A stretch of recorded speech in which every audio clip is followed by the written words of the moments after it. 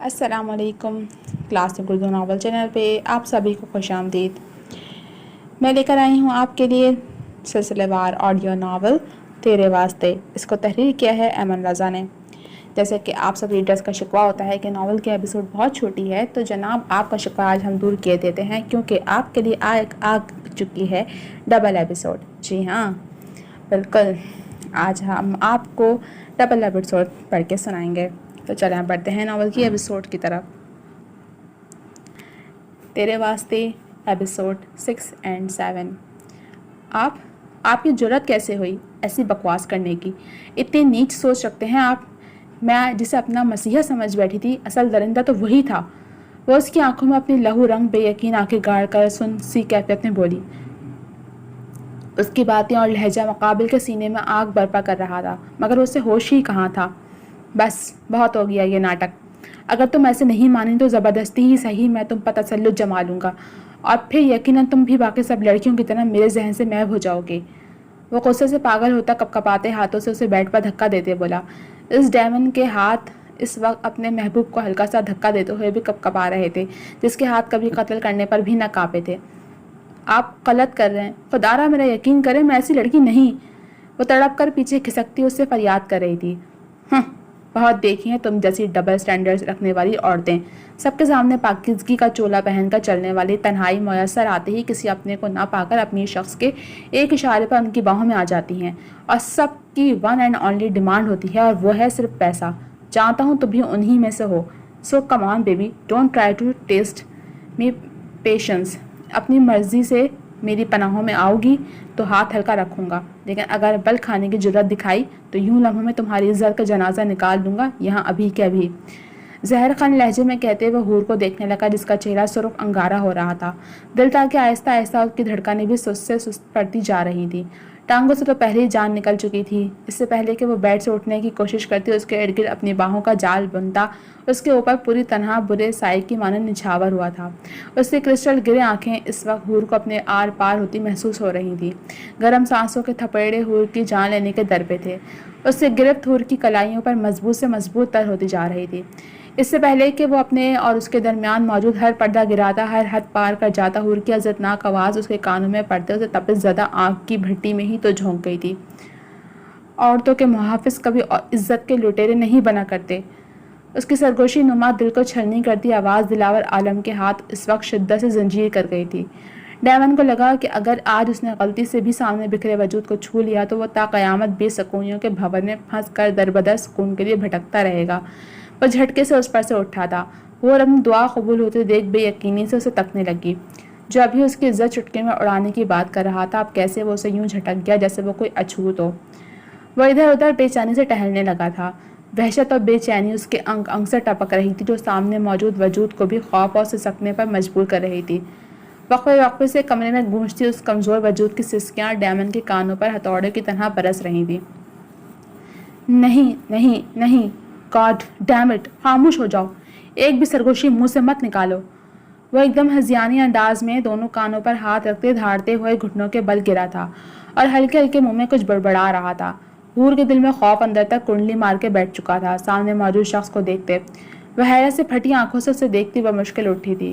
वो समझ न सकी कि वह ऐसी हालत में क्यों करा रहा था।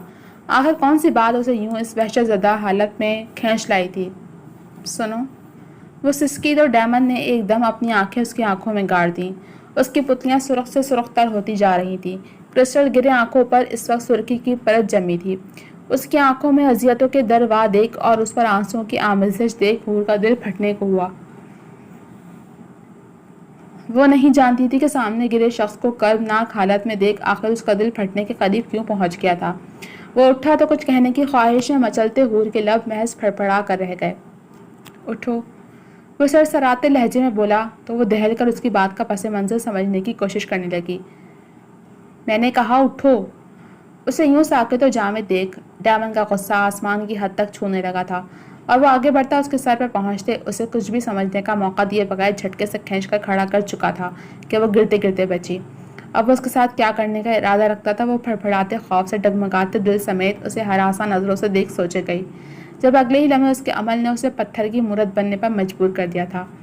وہ اس کے سامنے جھکتا، اس کا دوپٹہ اٹھاتے اسے اس کے سر پہ ڈالتا، سینے پر پھیلا چکا تھا جیسے اسے عزت کی چادر اڑا رہا ہو، اسے پردے میں چھپا رہا ہو تاکہ اس ظالم شر سے بھرپور دنیا کی نظر اس ڈھکے وجود پر پڑ نہ سکے۔ اس کے عمل نے تو جیسے حور کی زبان کھینچ لی تھی کہ آنسو ایک بے لگام ہوتے ٹپک کر اس کے رخسار پر گرا تھا، اور اس نے سوال طلب نگاہوں سے سامنے کھڑے اس موت کے فرشتے سے اس کرم نوازی کی وجہ طلب کی۔ میں نہیں جانتا کون سی طاقت مجھے تمہیں چھونے سے باز کر گئی، مگر یہ ضرور جانتا ہوں کہ اگر آج تمہیں بے آبرو کر دیتا تو شاید گھٹ گھٹ کر خود کی اپنی سانسوں کو کھینچ لیتا۔ نہیں جانتا کہ تم میں ایسی کون سی کشش ہے جو مجھے بے قرار کیے رکھتی ہے، مگر اس بات کا اچھے سے اندازہ ضرور ہے کہ اب تمہاری ذات سے جڑ چکی ہے میری ناپاک زندگی۔ اگر کبھی مشکل میں میری ضرورت پڑے تو بس ایک آواز دینا، میں حاضر ہو جاؤں گا۔ وہ بے قراری کی تمام حدیں پار کرتا اپنی انا کو اپنے جوتے کی نوک تلے مسلتے اپنی حالت سامنے کھڑی نادان لڑکی کے سامنے بیان کر گیا، جو بے یقینی کے سمندر میں ڈولتی اس کا عجیب و غریب اظہار سن رہی تھی۔ کیسا اظہار تھا یہ جو اس کے دل کی دھڑکنوں کو منتشر کر رہا تھا؟ کون سا آصف تھا جو اسے اپنے مضبوط حصار میں لپیٹتا جا رہا تھا کہ وہ لاکھ جھٹپٹانے کے بعد بھی اپنے دل کو اس سے آزاد نہیں کر پا رہی تھی؟ وہ ایک قدم اور اس کے نزدیک ہوا تو وہ ڈر کر آنکھیں میچتے 2 قدم اس سے پیچھے ہوئی، اور اس کی یہی بات سامنے کھڑے ڈیمن کو تڑپنے پر مجبور کر گئی۔ آج اس کے ایک عمل کی وجہ سے وہ اس سے خوف کھانے لگی تھی۔ اذیت بھری مسکراہٹ نے اس کے ہونٹوں پر بسیرا کیا تھا۔ ایک بات یاد رکھنا، ابھی تو خود سے آزادی کے لمحے عنایت کر رہا ہوں تمہیں، مگر جلد تمہارے جملہ حقوق کو اپنی قسمت بناؤں گا، تب چاہ کر بھی تم مجھ سے دور ہو کر مجھے اذیت سے ہمکنار نہیں کر پاؤ گی۔ تب تک کسی کو خود کے قریب بھی بھٹکنے مت دینا۔ وہ شدت اور جنون سے اس کی آنکھوں میں آنکھیں گاڑ کر اسے جھنجھوڑتے ہوئے جیسے کوئی عہد باندھ رہا تھا، اس کے لیے جینے کا، اس کے ساتھ مرنے کا، کہ وہ بالکل شل ہو کر رہ گئی تھی۔ اس کی سسکی پر وہ ہوش میں آتے حال میں لوٹا اور اس کی کلائی پر گرفت مضبوط کرتے اسے اپنے ساتھ گھسیٹتا ہوا لے گیا، اور وہ گم سم کیفیت میں اس کے ساتھ کھینچی چلی گئی۔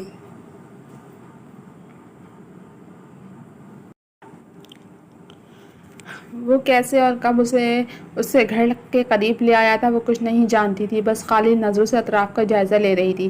گاڑی سے نکلتے اسے کلائی سے تھامتے ڈیمن نے حور کو باہر نکالا اور گھر کے قریب لے آیا۔ رات اپنا پھن پھیلائے دونوں کے سروں پر سایہ کیے ہوئے تھی۔ چونک کر ہوش میں تو وہ تب آئی جب وہ دلاور عالم اور ڈیمن نے اس کی کلائی چھوڑی۔ اس نے ایک نظر اپنی کلائی پر ڈالی جو سرخ ہو رہی تھی۔ اس ستمگر کا سلگتا سا لمس اب تک اس کی کلائی کو دہکا کر اسے اپنے حصار میں لیے ہوئے تھا۔ میں اور کچھ نہیں چاہتا لڑکی، بس یہ یاد رکھنا میرے لوٹنے تک تم میری امانت ہو۔ وہ شکاگو کا ڈان جس کا حکم لوگوں کے لیے حرف آخر ہوتا تھا، آج سامنے کھڑی اس معمولی سی لڑکی سے یہ سب کہتا در حقیقت فریاد کر رہا تھا۔ کم از کم حور کو تو یہی لگا۔ ڈیمن کی آنکھ سے آنسو ٹپکتا اس کے ہاتھ پر گرا تو اسے بے چینیوں نے گھیر لیا۔ وہ آہستہ آہستہ پیچھے قدم اٹھانے لگا تھا، اسے اپنی آنکھوں میں سماتے دید کی پیاس بجھا دے، جبکہ اس کا ایک ایک قدم حور کے دل پر پڑ رہا تھا۔ حور سمجھ نہ سکی کہ یہ کون سا طلسم تھا جو وہ جادوگر اس پر پھونک چکا تھا۔ حور کا دل کیا کہ وہ چیخے چلائے، اپنی آواز سے اس کے قدم جکڑ لے، مگر وہ چاہ کر بھی یہ نہ کر پائی اور وہ دیکھتے ہی دیکھتے اس کی آنکھوں سے اوجھل ہو گیا۔ اس کا دل اچانک درد سے بھر گیا۔ اس نے تڑپ کر بے یقینی سے اپنے دل پر ہاتھ رکھتے اس میٹھے سے درد کو محسوس کیا تو حیرت سے دنگ رہ گئی، جس کی دھڑکنیں اس جلاد کے لیے تڑپ رہی تھیں، جس کے نام تک سے وہ واقف نہ تھی۔ بس یہی جانتی تھی کہ وہ ڈیمن ہے، مگر کیا سچ میں وہ ایک شیطان تھا یا طلسم پھونکنے والا جادوگر؟ اس کے آنسو اس کے رخسار بھگونے لگے تھے۔ وہ لڑکھڑاتے قدموں سے اپنے گھر کے دروازے تک پہنچتی، دروازہ کھٹکھٹانے لگی جہاں اندر سے جھگڑے کی آواز آ رہی تھی۔ اندر یقیناً اس کے ماموں جواد صاحب اپنی بیگم سے لڑ رہے تھے کہ جوان جہان بچی کو اپنے بھائی کے ساتھ رات کو یوں تنہا تنہا کیوں بھیجا، مگر وہ مامی ہی کیا جو سدھر جائیں، آگے سے بحث کرنے لگی تھیں ان سے۔ جیسے ہی دروازہ کھٹکنے پر محسن نے دروازہ کھولا تو سامنے موجود حور کو بکھری حالت میں پا کر وہ ششدر رہ گیا۔ حور تم اور یہ سب؟ وہ حیرت سے بس اتنا ہی بولا کہ لڑکھڑاتے ہوئے اس کی بات کا جواب دیے بغیر اندر داخل ہوئی۔ ماموں اور مامی حیرت سے دنگ کھڑے اس کی ٹوٹی بکھری حالت دیکھ رہے تھے۔ بیٹا یہ کیا ہوا؟ بیٹا یہ کس نے کیا یہ؟ جواد صاحب اس کے پاس پہنچتے اس کے سر پر ہاتھ رکھتے ہوئے بولے، جو ان کا آسرا پاتے ہی پھوٹ پھوٹ کر روتی۔ ان کی قمیض ہاتھوں میں دبوچے وہ ان کے کندھے سے سر ٹکائے سسک رہی تھی، اپنے دل کی دنیا اجڑ جانے پر جو شاید کچھ ہی دل پہلے آباد ہوئی تھی۔ ہائے ہائے لڑکی، میرا بھائی کہاں ہے؟ کہاں چھوڑ آئی تو اسے؟ بتا کل مہی۔ وہ اس پر چیختے ہوئے بولیں تو ماموں کی سگیر گھوری نے اسے چپ کروا دیا تھا۔ بیٹا کس نے کیا یہ؟ جواد صاحب اسے پچکارتے ہوئے دوبارہ سے پوچھنے لگے تو اس بار وہ لڑکھڑاتے ہوئے لفظوں میں بولی، ماموں چاچا نے وہ ہانپ گئی تھی اتنا کہتے ہی۔ چاچا نے کیا بیٹا؟ وہ بے چینی سے بولے، دل کیا اسے جھنجھوڑ دیں جو آدھے ادھورے لفظوں سے ان کی جان نکال رہی تھی۔ میرے ساتھ زیادتی کرنے کی کوشش، اتنا کہتے ہی وہ پھوٹ پھوٹ کر رو دی، جبکہ جواد صاحب کی آنکھوں میں خون اتر آیا تھا اپنی بھانجی کی حالت دیکھ۔ اے کمینی، کالی زبان والی، یوں جھوٹ بول کر میرے بھائی کو نہ پھنسوا، سچ سچ بتا کدھر منہ کالا کر کے آئی ہے؟ اپنا الزام میرے بھائی پر مت تھوپ، وہ تو بیچارہ معصوم تھا، تجھے اپنی بیوی کے لیے لے کر گیا تھا، مگر وہ کیا جانتا تھا کہ تو ہے ہی ڈائن، سب کی خوشیاں کھانے والی، اس پر الزام کی بوچھاڑ کر دے گی، میں تجھے زندہ نہیں چھوڑوں گی، تو نے میرے بھائی کا نام لیا بھی کیسے؟ مامی اتنا کہتے ہوئے اس پر چیل کی طرح جھپٹی تھیں، جس پر ماموں نے رکھ کر ان کے منہ پر ایک تھپڑ مارا تھا، چٹاخ۔ اس سے پہلے کہ وہ دور جا کر گرتی، محسن نے بروقت سنبھال لیا۔ بابا یہ کیا کر رہے ہیں آپ نے اماں پر ہاتھ کیسے اٹھایا؟ وہ غصے سے ان کے سامنے کھڑا ہوتے ہوئے بولا، اور مامی تو جیسے دنگ سی اپنے منہ پر ہاتھ رکھے حیرت سے منہ کھولے انہیں دیکھ رہی تھی، جنہوں نے پہلی مرتبہ ان پر ہاتھ اٹھایا تھا۔ انہیں شدت سے حور سے نفرت ہوئی جو اس سارے فساد کی جڑ تھی۔ بے رحم عورت، تمہاری ہمت کیسے ہوئی میری پھول سی بھانجی پر تہمت لگانے کی؟ آخر تمہارا بھائی اپنا اصلی رنگ دکھا ہی گیا ہے نا، کیا ضرورت تھی تمہیں اسے اس کے ساتھ بھیجنے کی؟ کتنا منع کیا تھا میں نے تمہیں، مگر تم مکار عورت باز نہ آئی، اور اب دیکھو تمہارے بھائی نے میری بھانجی کے کیا حال کیا ہے، اس کو تو میں زندہ نہیں چھوڑوں گا۔ وہ جیسے اس وقت تو غصے میں ان کے بھائی کی جان لینے کے در پہ تھے، جس پر وہ تڑپ گئی تھیں۔ خدا کے لیے ایسا مت کرو، میرے بھائی کا کوئی قصور نہیں، وہ بری طرح رو دی تھیں، جنہیں محسن نے اپنے ساتھ لپٹا کر پیار سے تھپکا تھا۔ بابا، ماموں ایسا نہیں کر سکتے، آپ ٹھنڈے دماغ سے سوچیں، انہیں ایسا کر کے کیا ملے گا؟ محسن نے انہیں سمجھانا چاہا، جبکہ اس کی بات سنتے ہوئے حیرت و بے یقین سے حروف سے دیکھے گئی۔ یہ وہی شخص تھا جو اسے محبت کا دعوے دار تھا، ہمیشہ اسے اپنی ماں سے بچانے والا، آج اسے بھری محفل میں بے یقین کر گیا تھا۔ کیا وہ اسے جھوٹی سمجھتا تھا؟ تو پھر وہ محبت، وہ وعدے کیا تھے؟ محض جھوٹ اور فریب۔ حور کی شکوہ کرتی نگاہوں سے بے ساختہ محسن نے نظر چرائی تھیں۔ تو کیا اس کی محبت نے اسے جھوٹا مان لیا تھا؟ مگر ایسے کہاں ہوتا تھا محبت میں، سچی محبت تو خود سے بڑھ کر اپنے محبوب کی بات پر اندھا یقین کرتی ہے۔ مگر یہ کیا محسن کو اس کی کہی ایک بھی بات پر یقین نہ تھا؟ اس کی بات نے حور کو اندر تک توڑ کر رکھ دیا تھا۔ جو اپنی محبت کے امتحان میں کھرا نہ اتر پایا تھا، وہ محبت کہاں نبھا پائے گا؟ اس شخص کے لیے اپنی فیملی زیادہ اہمیت کی حامل تھی، مگر اس سب میں وہ کہاں تھی؟ وہ تو اسے شاید اپنی زندگی کا حصہ ہی نہیں سمجھتا تھا۔ میں جھوٹ نہیں بول رہی، وہ سسکی تھی، مگر وہاں تھا ہی کون جو اس کے آنسوں کی قدر کرتا؟ نہ تو وہاں اس کے بے لوث چاہنے والے ماں باپ تھے اور نہ ہی ڈیمن۔ ہاں، ڈیمن ہی تو وہ تھا جو اس کے ماں باپ کے بعد اس کے آنسوں پر تڑپ گیا تھا۔ وہی تو تھا جس نے اس کے آنسوں پر اسے بخش دیا تھا، اس کی عزت بخش دی تھی، اور یہ ایک محسن تھا جس کو اس کے بلک بلک کر رونے پر بھی کوئی فرق نہیں پڑ رہا تھا۔ یہ تو شاید امتحان کا دن تھا، محبت کا امتحان، جس میں محسن بری طرح فیل ہو گیا تھا، اور اس کا بادشاہ صرف ایک تھا، ڈیمن۔ حور، ابو کو بتاؤ کہ یہ سب ماموں نے نہیں کیا۔ وہ اس کے قریب آتے منت بھرے انداز میں سرگوشی کرتے بولا، جس پر حور نے اسے بے یقینی سے دیکھا۔ یہ کیا کہہ رہا تھا وہ مظلوم اسے یہ بھی نہ کہہ پائی کہ اس کے انکار پر وہ مجرم قرار دے دی جائے گی، مگر محسن کی آنکھوں میں تو بگانگی تھی۔ یکایک حور کو اپنے دل سے اس کی تمام محبت ختم ہوتی محسوس ہوئی، اور اس نے جھٹکے سے محسن کا ہاتھ اپنے بازو پر سے ہٹایا۔ نہیں، میں جھوٹ نہیں بول رہی، ماموں چاچا نے ہی کیا ہے یہ سب، اور وہ ابھی بھی اسی ہوٹل میں ہوں گے یقیناً۔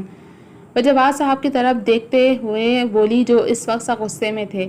وہ جانتی تھی اس سب کے بعد شاید ہی اس کی مامی اسے زندہ چھوڑے، مگر وہ اس جھوٹ اور سچ کے امتحان میں سرخرو ہونا چاہتی تھی۔ کچھ ہی دیر بعد ماموں نے پولیس کو کال کی تو انہوں نے چاچا کو اسی ہوٹل سے برآمد کرتے جیل میں ڈالا تھا، جس پر مامی چیختی چلاتی رہ گئی، مگر جواد صاحب کو ان پر اور ان کے بھائی پر ذرا بھی رحم نہ آیا۔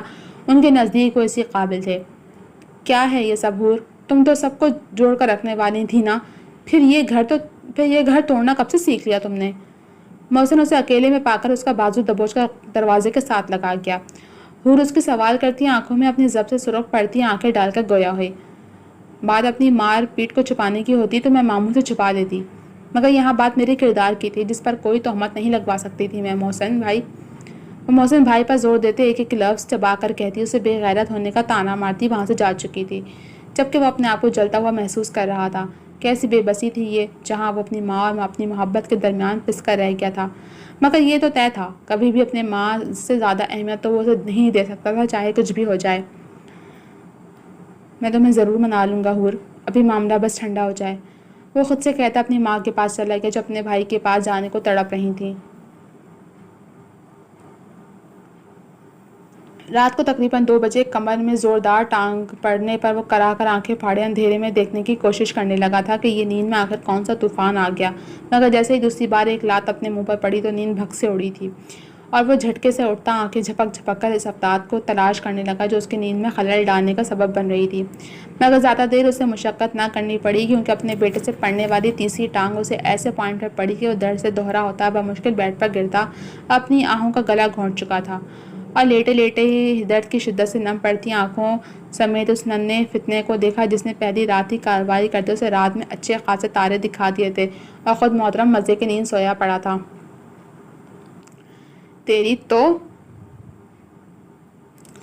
وہ کچھ کہنے سے خود کو باز رکھتا اس کی ٹانگیں پکڑ کر سیدھی کر گیا، اور پھر سے گہرا سانس بھرتے سونے کے لیے لیٹا، جب کچھ ہی دیر بعد اس محترم نے کنکھو کا تہیہ کرتے ایک زوردار لات پھر سے اپنے باپ کی کمر میں مارتے اس کا پہلو سینک دیا تھا، اچھی طرح کہ وہ بلبلا کر رہ گیا۔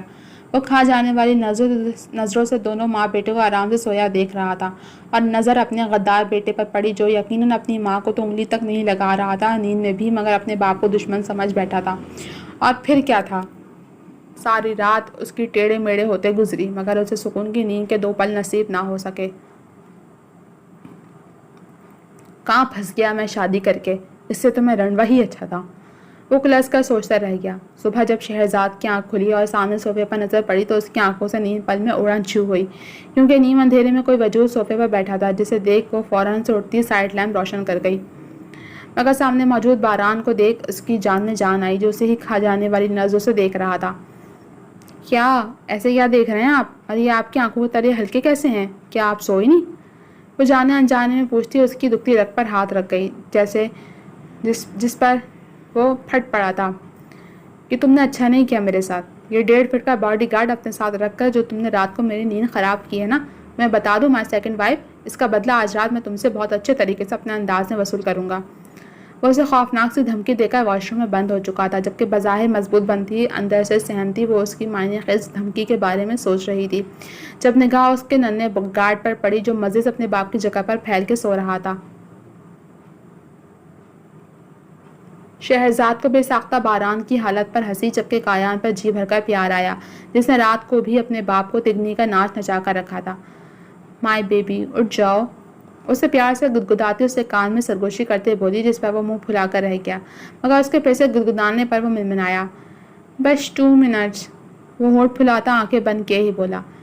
ٹھیک ہے، تو پھر میں اپنے گھر واپس جا رہی ہوں، وہ زور سے بولی تو کایان صاحب اگلے ہی لمحے بیڈ پر فوجی کی طرح کھڑے تھے، جسے واش روم سے باہر آنے والا باران دانت کچکچاتے دیکھ رہا تھا۔ باپ کی رات ایک بات نہ سن سکا، اور ماں کی دوسری پکار پر فوجیوں کو بھی مات دے رہا ہے میسنا، وہ جل کر بڑبڑایا تو شہرزاد نے بمشکل اپنی مسکراہٹ ضبط کی۔ شہرزاد نے کایان کو گود میں اٹھایا اور باران کی طرف مڑی جو اسے مشکوک انداز میں اپنے قریب آتا دیکھ رہا تھا۔ کیا، وہ گردن ترچھی کرتے اس کے نزدیک آنے کی وجہ دریافت کر رہا تھا، جب وہ نظر جھکا کر شرمیلے لہجے میں بولی، اجی سنتے ہو، وہ جو کھڑا منہ سے بوتل لگائے پانی پی رہا تھا، اس کے طرز تخاطب پر اگلے ہی پل اس کا منہ میں بھرا پانی پھوار کی صورت باہر نکلا تھا، اور وہ حلق کے بل حیرت کی زیادتی سے چلایا۔ واٹ؟ اس کی ایسی حالت پر شہرزاد نے اپنے کہکے کا گلا گھونٹا۔ وہ جی، کایان کے کپڑے کس کمرے میں ہیں، مجھے بتا دیجیے تاکہ میں اسے تیار کر سکوں۔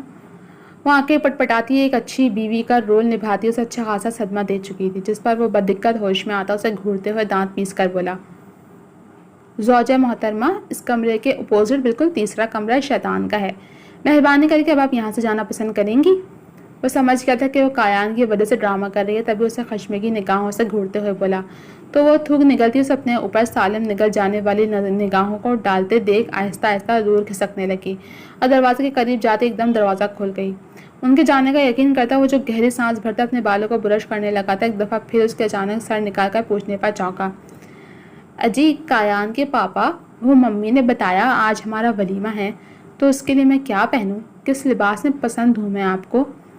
وہ گردن نکال کر دروازے سے جھانک کر آنکھوں سے میں شرارت یہ بظاہر معصومیت سے اسے پوچھتی بے ساختہ اپنی گردن توڑوانے کی کوشش کر گئی تھی، جس پر وہ شیر کی طرح پھنکار کر پلٹا اور اپنا برش دروازے کی سمت پھینک گیا، جو ایک دم دروازہ بند ہونے پر اس کے ساتھ لگتا فرش پر گر کر ٹوٹا ہوا ماتم کنا حالت میں پڑا تھا، جبکہ بند دروازے کے باہر سے اسے شہرزاد کا کہکا صاف اندر تک سنائی دیا،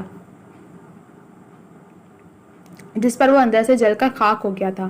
یہ لڑکی اس کے ساتھ رہتے ہوئے اس کا اچھا خاصا مذاق بنا رہی تھی، جو اس کی انا پر کاری وار کر رہا تھا۔ یہ تم نے اپنے ساتھ اچھا نہیں کیا شہرزاد، شیر کے پنجرے میں رہتے ہوئے شیر سے بیر پال رہی ہو۔ اپنا وار تو تم نے کر لیا ہے، مگر اب میرا وار سہنے کے لیے تیار ہے نا، کیونکہ یقیناً میرا وار تم پر بہت زیادہ بھاری پڑنے والا ہے حضرات۔ وہ چہرے پر تمسخرانہ مسکراہٹ سجائے ایک بار پھر سے آئینے کی طرف متوجہ ہوتا اپنے بالوں کو انگلیوں سے کام کرنے لگا، کیونکہ برش کو تو وہ توڑ کر اگلے جہاں میں پہنچا ہی چکا تھا، اب اس کی سو کالڈ بیوی کی باری تھی۔ وہ اپنے ذہن میں کچھ پلاننگ کرنے لگا۔ جیسے وہ نیچے پہنچا تو شہرزاد خود بھی تیار ہو کر اور کایان کو بھی تیار کر کے اپنے ہاتھوں سے ناشتہ کروا رہی تھی، جبکہ شمیم بیگم اسے جانثار نظروں سے دیکھ رہی تھی۔ اس نے یہ منظر کوف سے دیکھا، کیونکہ وہ جانتا تھا کہ شہرزاد ڈرامہ کر رہی ہوگی، یقیناً آخر ایسی کون سی ماں ہوگی جو ستیرے بچوں کو اتنا پیار دے، مگر وہ نہیں جانتا تھا کہ شہرزاد اپنے کہے کی کتنی پکی ہے، اور ویسے بھی اس کو سچے پیار کی قدر تھی جو اسے پہلے نصیب نہیں ہوا تھا۔ اب وہ اسے کایان کی صورت ہو رہا تھا تو وہ کیوں کر ناشکری کرتی۔ پہلے تو وہ اکثر ناشتہ کیے بغیر ہی چلے جایا کرتا تھا، مگر اب اپنے منصوبے پر عمل کرنے کے وہ ایک دم ان کی طرف آیا اور شہرزاد کی کرسی کے قریب کھڑا ہو گیا۔ شمیم بیگم حیرت کی زیادتی سے آنکھیں کھولے اسے دیکھ رہی تھی، جو آج کافی مہینوں بعد ناشتے کے میز پر آیا تھا۔ ان کی حیرت وجہ بھی تھی، وہ ان کے ساتھ ناشتہ کم ہی کیا کرتا تھا، کیونکہ اسے آفس جانے کی ہمیشہ ہی جلدی رہتی تھی۔ جب سے شانزے کی وفات ہوئی تھی اس نے تقریباً گھر میں ناشتہ کرنا چھوڑ دیا تھا۔ تم یہاں کیا کر رہے ہو؟ وہ بھی ناشتے کے وقت، خیر تو ہے؟ شمیم بیگم سے اپنی حیرت نہ چھپائی گئی تو وہ اس کو اوپر سے نیچے تک دیکھتے ہوئے بولی، جو شاید دنیا کا 8واں عجوبہ لگ رہا تھا۔ ماما آپ بھی حد کرتی ہیں، میری کل ہی تو نئی شادی ہوئی ہے اور آپ نے کیسے سوچ لیا کہ میں اپنی نئی نویلی دلہن کو چھوڑ کر آفس چلا جاؤں گا؟ ایسا تو ممکن ہی نہیں، کیوں ہنی؟ اس نے شہرزاد کے کندھے پر ہاتھ رکھ کر اس کے کندھے پر انگلیاں ہلکے سے مسلتے ساتھ والی کرسی پر بیٹھتے ہوئے کہا۔ شہرزاد جو جوس کا گلاس منہ سے لگا کر جوس پی رہی تھی، اگلی پر اسے بری طرح غوطہ لگا تھا اور اپنی بات زبردست کہکا لگانے کی باری باران کی تھی، مگر وہ مصنوعی فکر مندی سے اس کی کمر تھپتھپانے لگا۔ کیا ہوا ہنی، تم ٹھیک تو ہو نا؟ کہیں لگی تو نہیں تمہیں؟ اس کی مصنوعی فکر مندی پر شہرزاد نے جھٹکے سے اسے کھا جانے والی نظروں سے دیکھا تھا، جو اس کی چال اسی پر الٹ رہا تھا اور آنکھوں میں فتح کا سرور لیے اسے نظروں کے حساب میں لیے ہوئے تھا۔ شہرزاد نے اسے شرر بار نگاہوں سے دیکھتے ہوئے اس الفت لٹاتے شوہر کے انداز ملاحظہ کیے جو اس سے صبح والی درگت کا بدلہ لے رہا تھا۔ یقیناً آپ اپنا ہاتھ پیچھے ہٹا رہے ہیں یا نہیں؟ وہ دانت پیستے ہوئے نیچے آواز میں اسے دیکھ کر غرائی تھی۔ ارے زوجہ، اس میں شرمانا کیا، تم بیوی ہو میری۔ اس نے پھر سے اس کی کمر تھپتھپائی تو شہرزاد نے اپنا آپ کھوتے ہوئے زوردار انداز میں اپنا ہیل میں مقید پاؤں اس کے پاؤں پر مارا، جس پر وہ ہونٹ بھیج کر درد شدت برداشت کرتے رہ گیا۔ اس کی رنگت سرخ پڑ رہی تھی، جس نے شہرزاد کے دل میں اندر تک ٹھنڈک ڈال دی تھی۔ باران نے کھانسی کی صورت اپنے منہ پر ہاتھ کی مٹھی رکھ کر درد برداشت کرنے کی کوشش کی، مگر ناکام رہا۔ Now you just wait and watch زوجہ، وہ اسے سلگتے لہجے میں دھمکی سے نواز کیا۔ شہرزاد جانتی تھی وہ خالی خودی دھمکی نہیں دیتا بلکہ عمل کر کے دکھاتا ہے۔ وہ آنے والے وقت کے بارے میں سوچ کر رہ گئی۔ جی تو جناب، اب تک کے صرف اتنا ہی۔ آج کی تو ایپیسوڈ کافی لانگ تھی، تو یقیناً اب آپ لوگوں کا شکوہ دور ہو گیا ہوگا شارٹ ایپیسوڈ کا۔ تو کیسی لگی آپ کو یہ ایپیسوڈ؟ کمنٹ سیکشن میں اپنی رائے کا اظہار ضرور کیجیے گا۔ جلد ملیں گے اگلے ایپیسوڈ کے ساتھ، تب تک کے لیے اجازت دیجیے۔ جانے سے پہلے چینل کو سبسکرائب کر دیجیے، ویڈیو کو لائک کر دیجیے اور بیل آئیکن کو بھی پریس کر دیجیے۔ اللہ حافظ۔